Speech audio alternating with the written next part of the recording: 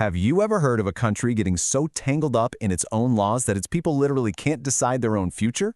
Well, that's not the plot of some political thriller. It was the real-life situation facing the nation of Fiji. So yeah, let's dive right into this incredible legal paradox. It's a wild question, right? Can the very document that's supposed to empower a nation, the one that guarantees its freedoms, actually become its cage? This was the exact mystery that Fiji's government put in front of its highest court.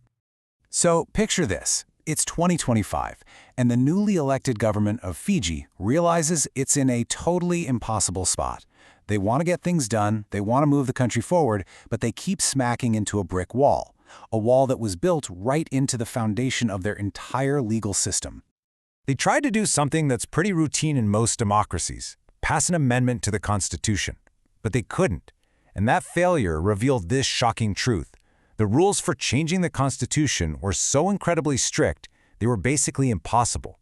The whole nation was frozen in time, all thanks to a document written by a previous unelected government.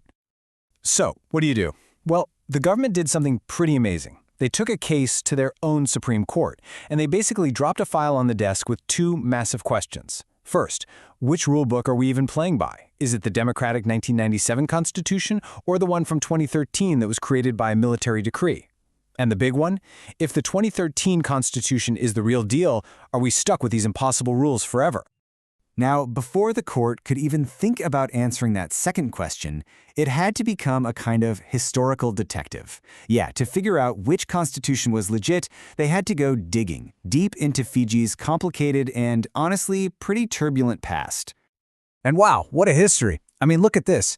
Since Fiji got its independence back in 1970, the country's gone through 4 coups and has had 4 different constitutions.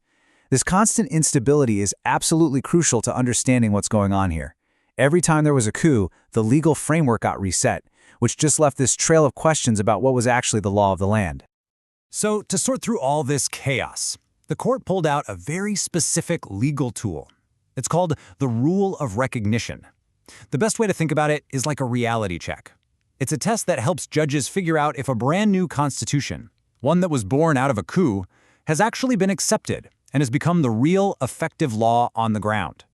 So how does this rule of recognition thing actually work? Well, the court basically went down a checklist to see if the 2013 Constitution was, real. They asked, is the government actually using these rules to run the country?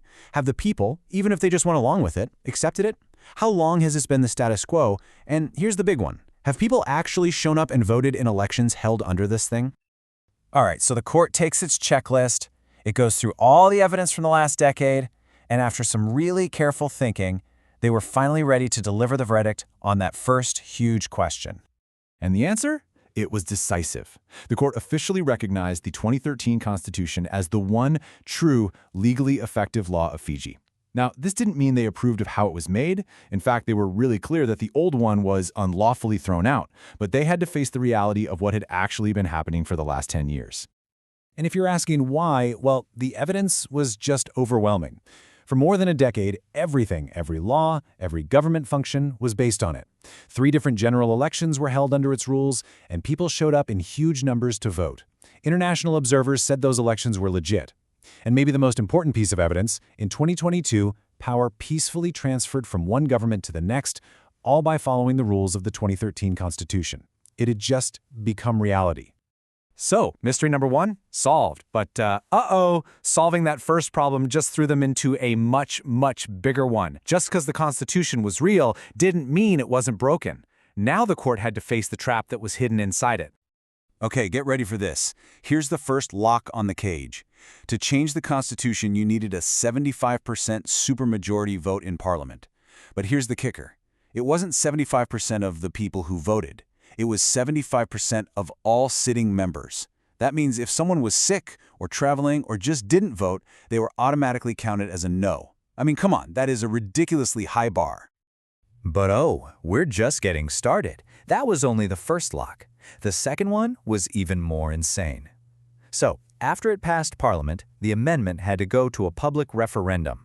And to pass, it needed approval from 75% of all registered voters. Not 75% of the people who actually voted. 75% of every single person on the voter roll. Just think about that. You'd have to get 3 out of every 4 citizens to actively go out and vote yes. It's just not possible. Let's be really clear here. This wasn't just difficult, it was designed to be impossible. No democratic country in the world could meet that standard. The Constitution was basically a time capsule, locked up tight by its authors to make sure that no future generation could ever change it democratically. So what in the world could the court do?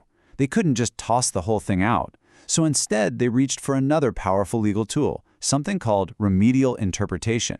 Think of it like a master key. It's a power that lets a court tweak or modify the wording of a law to stop a totally absurd result and to make sure it lines up with fundamental values, like, say, the right of the people to govern themselves. So, using this master key, the court didn't just smash the locks. Nope. Instead, they carefully recut the key. They changed the rules to make them tough for sure, but actually possible. They forged a new, workable path forward for Fiji's democracy. And here it is, the big reveal. This table shows you exactly what they did. For the parliament vote, they read down that impossible 75% of everyone to a 2/3 majority, or 66%. Still a high bar, but it's a standard you see in democracies all over the world. And for the referendum, and this is the game changer, they switched it from an impossible 75% of all voters to a simple majority, 50% plus 1, of the people who actually show up and vote. They made it democratic. So why does this one court case from a nation in the Pacific matter so much? Because it's about a fundamental principle, the right of a people to shape their own destiny. The court took a rigid, frozen document and turned it into a living one that can actually evolve. They found a way to balance the need for stability with the need for change, and they made sure that no single government could lock the future away from everyone who came after them. And this whole amazing story leaves us with a really deep question to think about. I mean, the court essentially rewrote a core part of the nation's highest law. They did it to save democracy, but it still makes you wonder, when, if ever, is it right for unelected judges to step in and change the fundamental rules of the game?